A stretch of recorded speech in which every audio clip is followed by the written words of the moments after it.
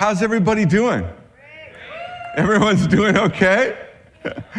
All right, let me share a couple things with you before we turn to the Word.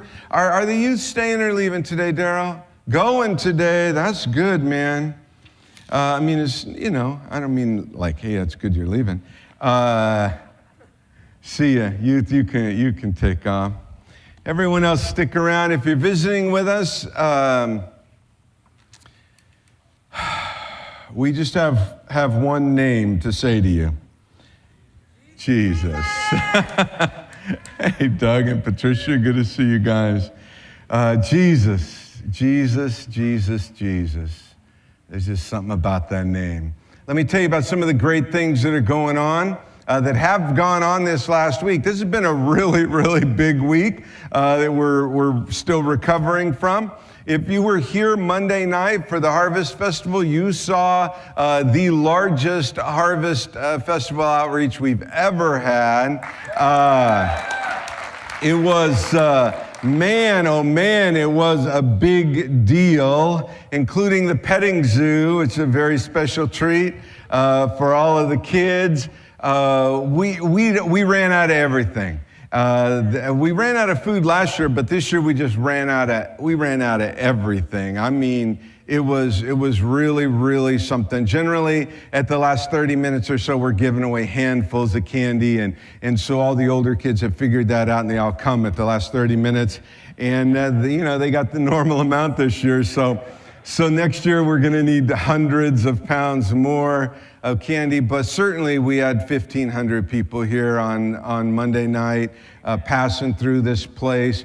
The Salvation Bracelet table was so full under the big top over here that I think at one point added about 6 additional, right, Cece? We were in the 15, 16 people, servants, ministers, just giving the gospel message one after the other. I heard a number of testimonies of adults sitting down and saying, I want to hear what you're saying. And some of them may be, by question, like questioning, but they definitely heard the gospel message.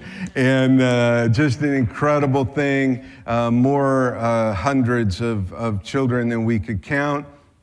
It was just phenomenal. The moment every year, and I'm going to start doing it twice, but the moment of the salvation prayer this year was just phenomenal. The room's packed wall to wall. We tell everybody to stop and be quiet, and the room just goes silent. You can hear a pin drop.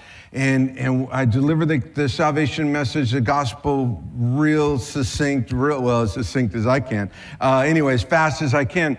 And this is the testimony that I heard this year, and when I'm praying, I'm asking everybody in the room to pray, you can hear them praying. I mean, it's the whole room is praying. Well, I had a number of people tell me, we heard people repeating the prayer in Spanish. So you're saying it in English, and they're praying it out loud in Spanish, for the people around them to hear. So it was a mass translation going on. It was cool. So we'll do that again next year at the new property, God willing, and it will be even bigger. We had some people from the property here Monday, and they were in awe of what God does that night here. All right, next women's retreat was yesterday. Women, were you there? Who was there yesterday? Oh my gosh, I heard such great things. Honestly, you should have gone just for the stuff. I mean, who made all that stuff? That was incredible. Paula Phillips made it all. Yeah, but Lisa asked her to make it. So, no. It was incredible, absolutely incredible. My wife came home tremendously blessed. The other people I talked to, tremendously blessed at the women's retreat. We have kind of recreated the retreat experience into just this power-packed one-day event. Desi did worship, did great. The teachers did great. Annie taught. It was out of control. All right, next, real quick. The building update. I just want to kind of let you know what God is doing in the new building. If you haven't heard about the new building, there is a message. I think we took it off the website, but you can find it on the Word by Mail site, which you can get to through our website. It's actually wordbymail.com. We are rebranding that, as they say professionally, with the church name, but the Word by Mail people access all of that around the country.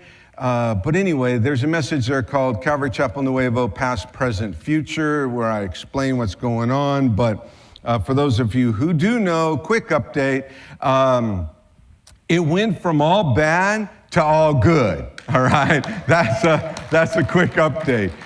We had everybody in the county of Riverside initially saying, maybe not real supportive things.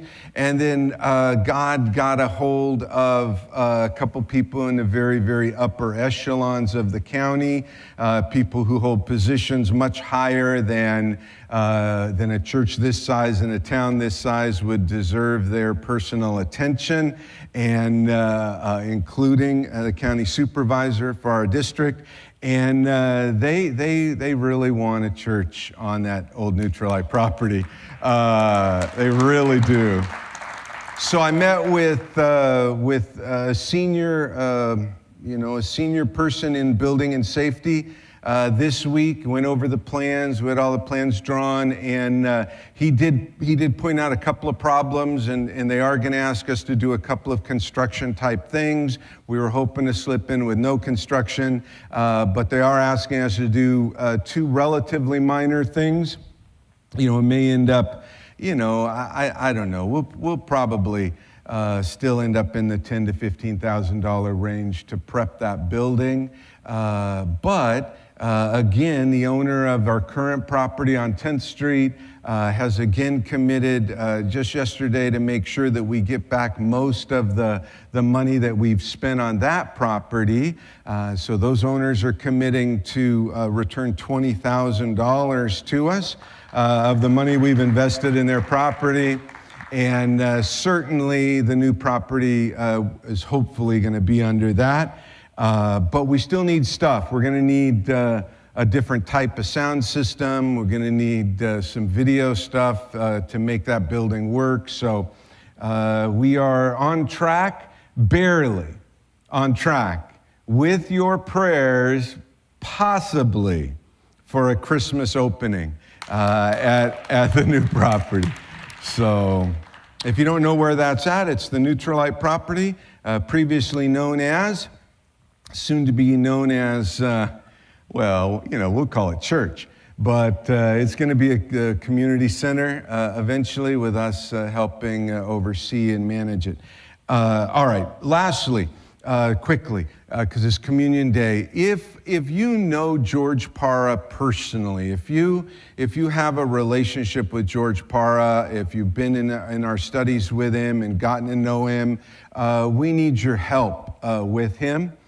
We have been asked to provide regular care for him as he's been taken from the facility, the long-term care facility, and is now in his daughter's home in Riverside. And we've been asked to make a schedule of people who will actually come and help with his health care. So it's a pretty serious deal. It's a wonderful chance for you to be used.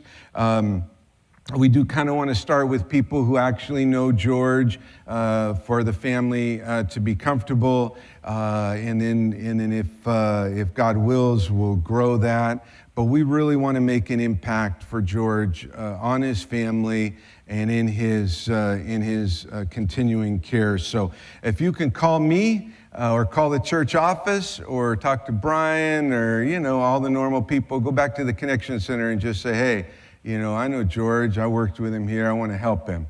We need you. It's a pretty serious need. So